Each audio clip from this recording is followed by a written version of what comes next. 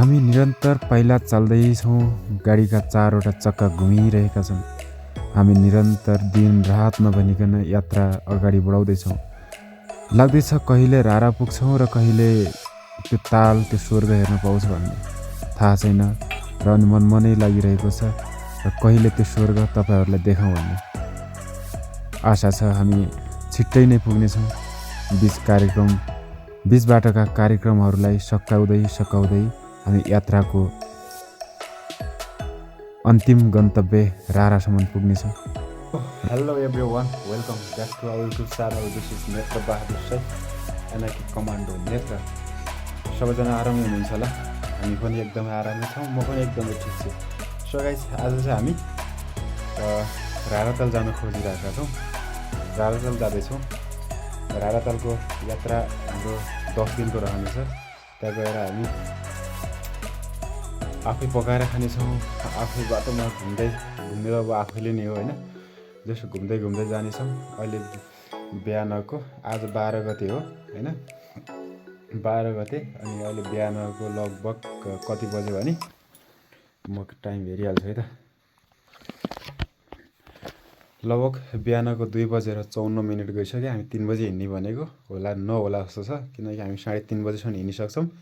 अब तल गएर गाडीमा लोडसोड गर्नुपर्ने हुनेछ। हिजो गएर गाडीमा छत पनि हालियो, किनकि छत नभएसम्म अब 10 जना मान्छे छौँ, सामान गर्दा यताउता गर्दाखेरि अब हामीले अरू सामान चाहिँ गाडीमा पठाइसक्यौँ, बसमा त्यो जति जे लानु थियो। र हामी आफ्नो ब्याग चाहिँ आफैले लाने भनेकोले छत पनि हाले हिजो। त्यही भएर सो गाइस, बाटोमा भेट्दै गरौँला है त। अरू भनेको भिडियो चाहिँ पुरा हेर्दै गरौँ। हामी यात्रालाई सुरु गर्दा हेटौडाको बाटो हुँदै त्यो समतल भूभाग अनि पिच बाटो स्ट्रेट रोडमा सिधा बाटोमा रमाउँदै गाडी तीव्र गतिमा दौडाउँदै चितवनको फाँटमा पुग्यो। 4:47 हिँडेको हामी काठमाडौँबाट। अहिले लगभग 6:30 भयो होला। 6:30 चाहिँ हामी हेटौडाको लोथर भन्ने ठाउँमा पुगिसक्यौँ। अब केही बेला चितवन पुग्छौँ। अब हाम्रो भाइहरू अङ्कलहरू हुनुहुन्छ, हेर्नु न, गाडी यस्तो स्पिडमा आउँछ कि पुरै बत्तिएर आउँछ गाडी चाहिँ होइन। उयो हाम्रो गुरुहरू भाइहरू अङ्कल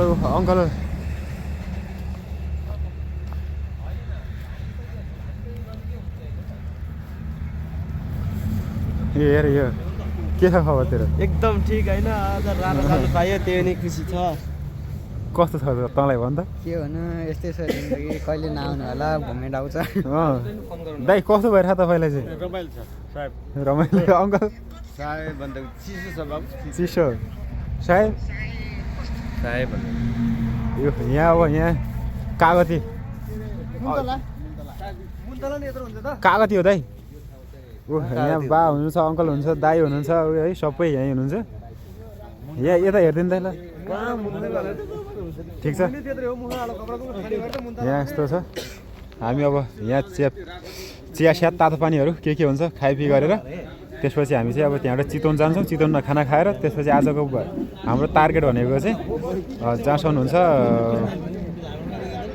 अब हेरौँ, बुटोलसम्म पुगिन्छ भन्छ। आज बुटोल पुगिन्छ, त्यही नै हो। अब बाटोमा भिडियो क्लिप हेर्दै गरौँ। यहाँ सुन्तला फल्या छ।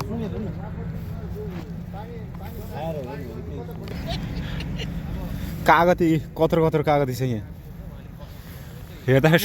फेरि हामी गन्तव्यतिर अगाडि बढ्यौँ र अङ्कलकोमा चिया कफी बिस्किट खाएर निरन्तर पाइला अगाडि सार्यौँ र अङ्कलहरूलाई बिदा दिँदै हामी त्यहाँबाट फेरि आफ्नो गन्तव्य सुरु गर्नतर्फ लाग्यौँ।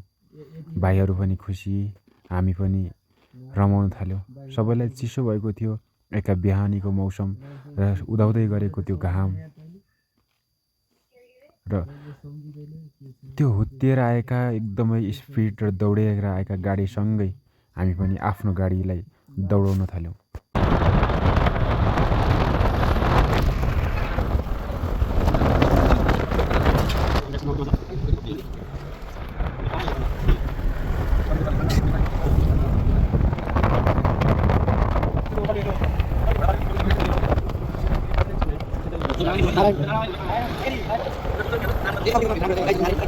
तीव्र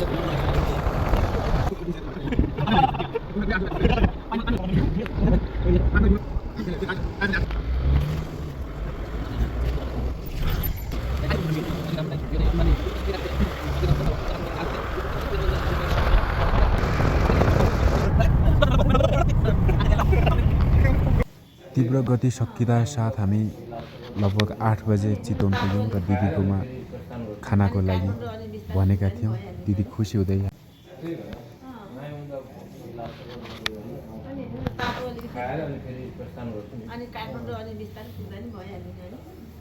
खानापछि हाम्रो गाडी तीव्र गतिमा फेरि अगाडि बढ्नु थाल्यो। गाडीमा हाम्रो अङ्कलले केही रमाइला कुराहरू गर्दै हुनुहुन्थ्यो र त्यहाँ हाँस्दै खुसी हुँदै फेरि निरन्तर गाडीका त्यो 4 चक्काहरू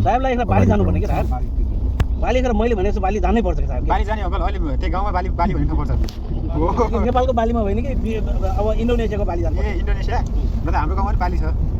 हामी चाहिँ अहिले बुटोल क्रस गरेर यता बुटोलको यो बिचको जङ्गल के हो जङ्गलको नाम थाहा छैन जस बुटोल क्रस गरिसकेको छौँ। बिहान त्यही बिहानै हिँडेको हो। बिहान हिँडेको छ अहिले ठ्याक्कै लगभग 1 बज्न लाग्यो। त्यो 1 बज्न लागेकोले अलिकति बाटोमा हामी बस्दै बस्दै आराम गर्दै गर्दै आएको हुनाले बिच बाटो हामी बुटोलको त्यो घनघोर जङ्गलमा आफ्नो विश्रामपछि फेरि भाइहरूको आफ्नो आफ्नो छुट्टै छुट्टै खुसी अनुहार देखेर हामी अगाडि बढ्यौँ।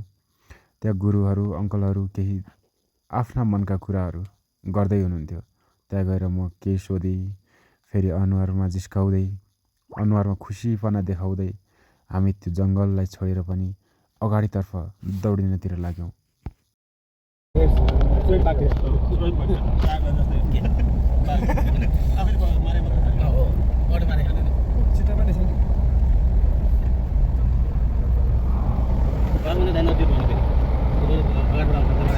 जङ्गल पार गरिसकेपछि लगभग 12 बज्यो। 12 बजिसकेपछि फेरि भोक लाग्यो हामीलाई। अनि फेरि त्यो खुल्ला मैदान त्यो समतल भूभागको बिचमा बसेर हामीले आफूले ल्याएका खानेकुराहरू चना चबेना अर्थात् मुकबाङहरू खान सुरु गऱ्यौँ र हामी आफ्नै तालमा अगाडि बढ्दैछौँ।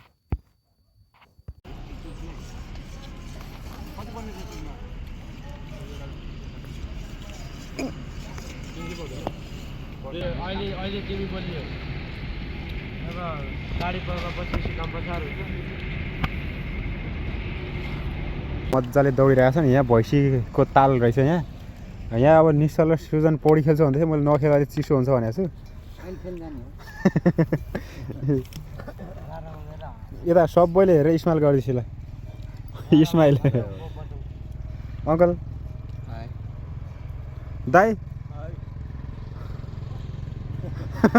हजुरलाई भने यता ठिक छ दाइ।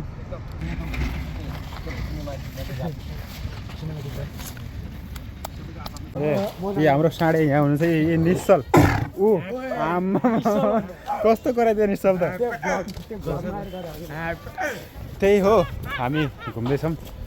खै अङ्कलहरू खै त कहाँ अगाडि हुन्छ ऊ भित्र छिरेको भित्र छिरेको अगाडि यसो हेर न यहाँ के छ लाने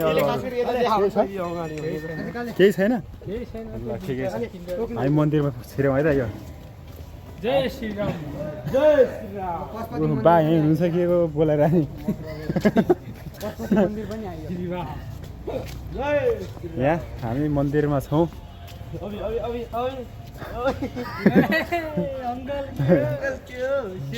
अङ्कल फोटो खिच्दैन ओ हाम्रो पछि अबै भयो यहाँ मिल्दैन नि ब्लग गर्दा गर्दै मिल्दैन।